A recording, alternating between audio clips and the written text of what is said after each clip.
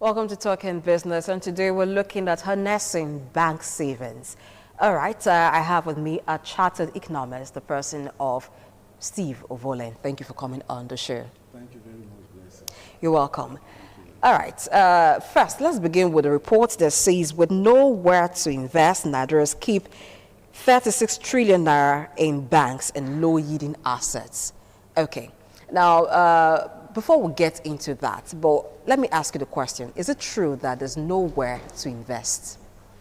Well, there are various options, investment options.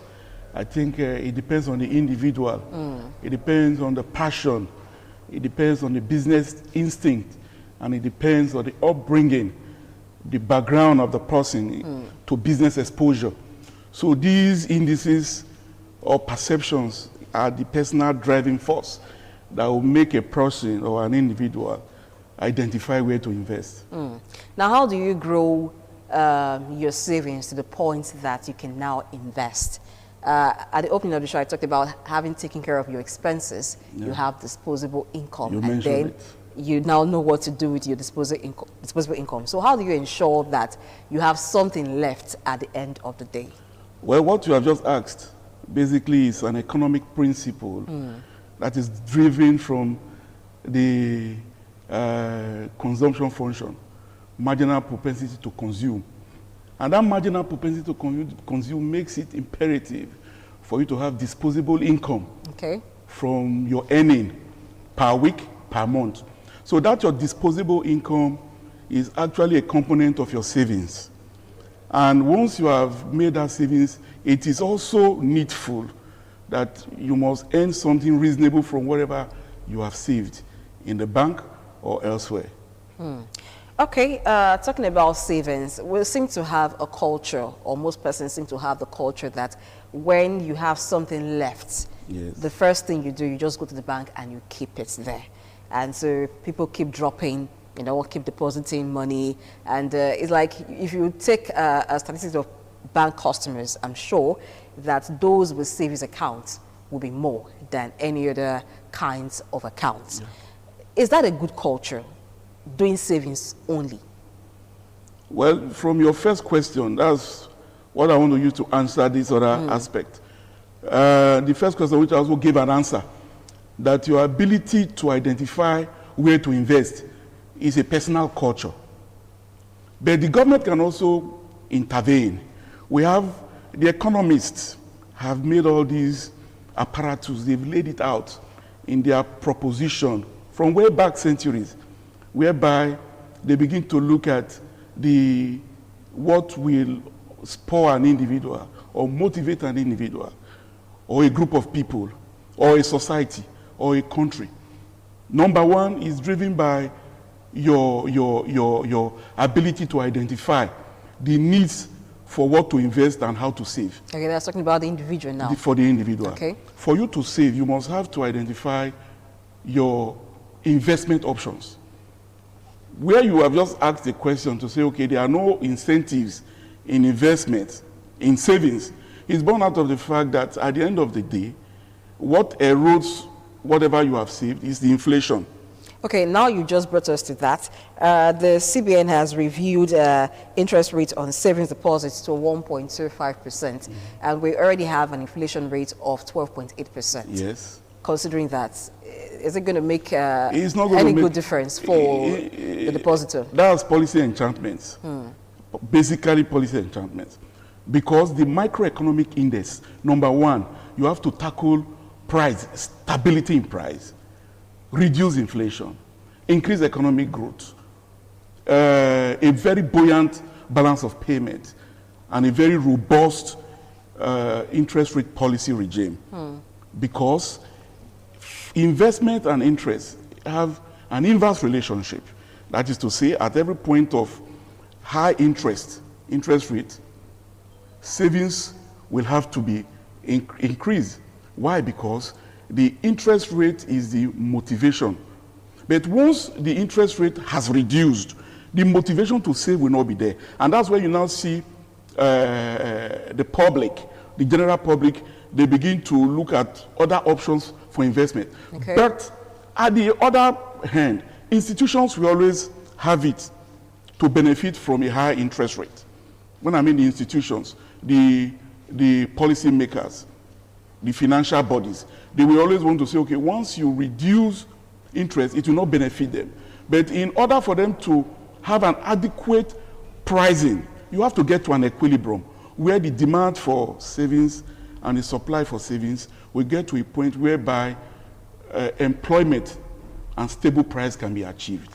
Okay, but right now that we have the interest rate on savings at 1.25%, don't you think the banks also need this money to be deposited? So if we have it at 1.25%, like you just said, it may discourage savings. Of course. So how do you think this policy would affect them? In the long run, it's still going to bring us to where we are. Because where are we? Look at your GDP report. Okay. From your GDP report and your inflation, GDP. and from your inflation rate you have just mentioned, is a classical example of where we are. You don't need a soothsayer to tell you. So for us to have a robust GDP, we have to boost our factors of production, accessibility to machineries, accessibility to capital, accessibility to good labor. Once the economy is productive, naturally people will have to save. Whether or not the interest rate favors them. They will save. And investment options will begin to come. It will begin to be crystal clear from the individual to the aggregate level. But once the inflation rate you have just mentioned is sky high, the need to save will not be there. And that's why you see people will now, the tendency to go into real estate and other forms of, there's these Ponzi schemes. We don't need all those things. In a growing economy, in an economy that is well driven by market forces of demand and supply, these were postulated by economists in the past. You don't begin to talk about Ponzi schemes and schemes that are speculative. Because people don't know what to do in money. Exactly. Because they feel frustrated. Okay. The policy enchantments make it so difficult for investment options to be clear to the ordinary consumer and to the ordinary investor. So that is where we are.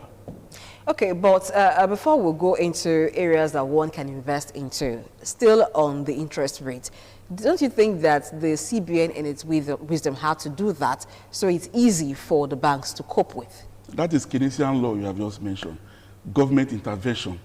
The government has to intervene through their monetary instruments to encourage the bank, because the banks are not making margin. And that is why they feel that the only way they can break even, the top line and the bottom line. The only way is to increase interest rate for investors and to reduce the interest rate for savers so that they can always break even. But once there's a policy direction, once there's a focus, which is factors of production, accessibility to infrastructure, light, water, good roads, and a stable price, definitely natural, you now see the economy will balance itself. And it will always come to a point of equilibrium where people will have to identify their need, the opportunity cost, and the scale of preference to investment.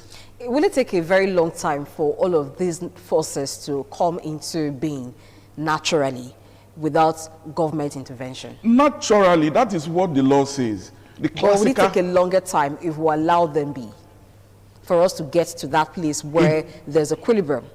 Your time frame is based on your patience, based on our patience. I'm talking about the patience of Nigerians, yes. Patience of people who want to save, patience of people who save, patience of those who want to do business and who are seeking for a low interest rate on loans.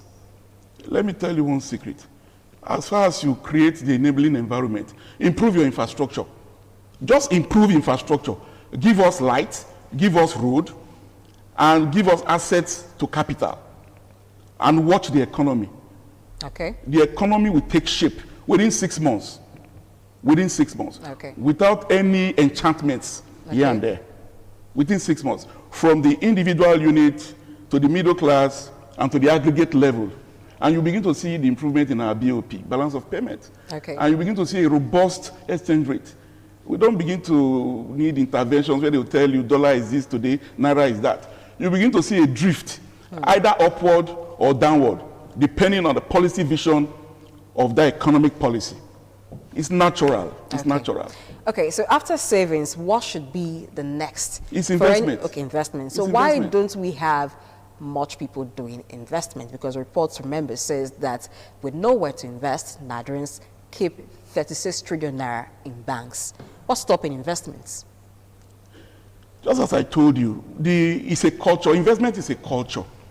Investment is a culture. If you look at the blue chips in Europe and America, they didn't just start in 1990 or 2000.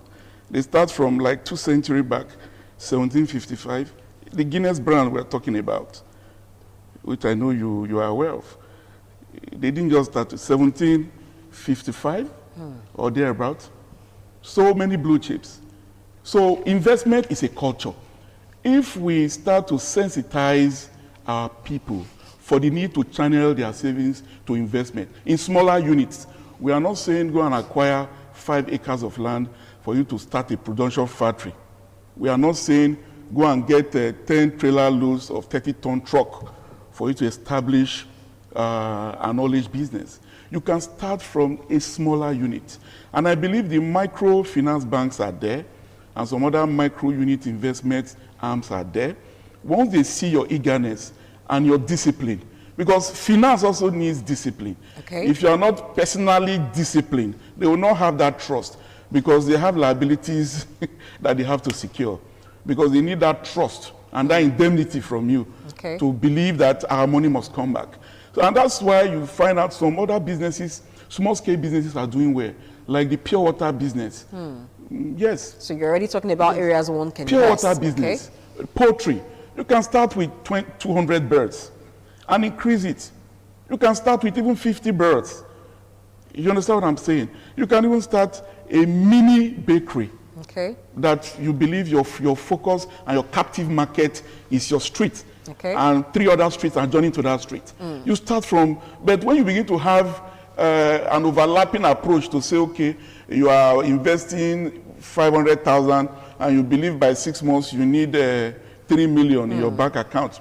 That is where the culture is wrong. I was coming to that because the report also says that apart from banks, we have low yield investments. So is it that there are some investments that are low yield, and so it doesn't encourage investors to go into it? It doesn't encourage people that are in a hurry.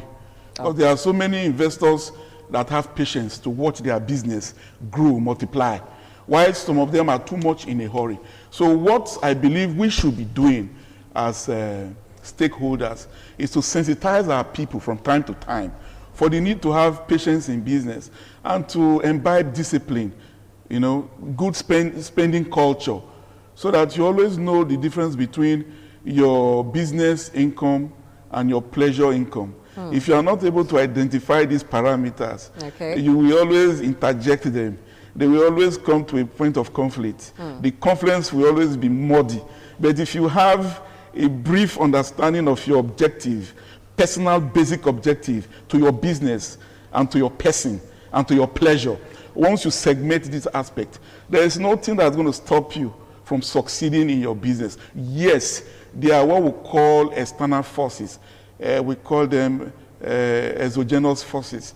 Forces like this pandemic that may come from time to time. That you don't have control over. You don't have control over to intercept. Those are act of God or act of nature. But be that as it may, I think with time, if the discipline is there, because it's not a free will that you must have to succeed from every tranche, from every milestone. You know, your failure rate could be the propelling force that will captivate you and push you in your next milestone. But once you are not able to learn the failure indices in one milestone, you will not be able to have the wherewithal and those basic ingredients to push you to the 10th milestone. So it all starts from the bottom of the ladder. We call it the bottom line and the top line. So in having this basic understanding in business, I think the average investor, from the smaller unit to the aggregate unit, will have the focus and the vision for succeeding in business, just as I said earlier, knowing your pleasurable income and your business income. They are parallel. there's what we call there's what we call the Phillips curve. Don't allow them to meet at every point of the graph. Yes. Now that may be very easy for a corporate entity to do. They know what to spend on other things. They know what to just keep as profit for the business. But for an individual, like you said, it takes a lot of discipline. Yeah. But one thing I want to know, for the individual, you talk about patience. Yes. Is it also possible for a corporate organization in business to have patience with the low yield investments? Of course. That or is to just look away? You know, sometimes some business starts up and then they want to expand. So they're exploring options. Where do we divest this fund into? It seemed like for some of them, there isn't an alternative a line of business to channel funds into. Yes, from the beginning, the vision might be clear. But if the vision is not sustained, it could be discouraged as a result of policy enchantments. For example, look at the exchange rate. Okay. Look at the exchange rate and look at the interest rate. If those factors are not aligned to a point where you have your marginal profit growing, definitely you'll be discouraged. And that's why you see some companies, some corporate entities, from the beginning, they will have the zeal. Yes. They will have the marching order to say, this is what we want to do. But midway between the line, you will now find, because they are investors or whoever may have invested in those businesses, definitely they need returns. Okay. They need higher yield. The management will no longer be comfortable because there's a board overseeing them, and possibly there's a shareholder there. And their bills to be taken care of. Yes, and when they begin to see negative signals and frustrations, that's when you might begin to see business failure. Okay. Business failure will normally occur. It's something that is very frequent in our environment. You know why? If the infrastructures are put right, you can't expect a manufacturing company that spends half of its profit generating power to run its machineries, okay, to begin to smile at the end of the month. Because those profits you're talking about are marginal. So those little marginal profits are used to run generator, service generator. So where's the break-even point? So over time, there will be frustration, and over time, there will be layoffs. And over time, you have an unemployment, rapid unemployment. But if the infrastructure is a key thing. It is the key thing. Power, accessibility to capital, okay, good road network, you will see manufacturers doing superbly well. But as far as the infrastructures are not in place, you'll be having these enchantments we are seeing everywhere. Thank you very much, Steve Obolin, for coming on the show today. You. So I guess it's back to government to take care of its part, yeah, so that we have ease of doing business to a very good extent, yes, in Nigeria. Yeah. All right, you know what to do with your money. It's not just enough to say, I have a savings kept away. You should think of what to do with it. Have the patience to watch your investment grow. And that's the show today. I'm Blessing AJ. See you next Friday.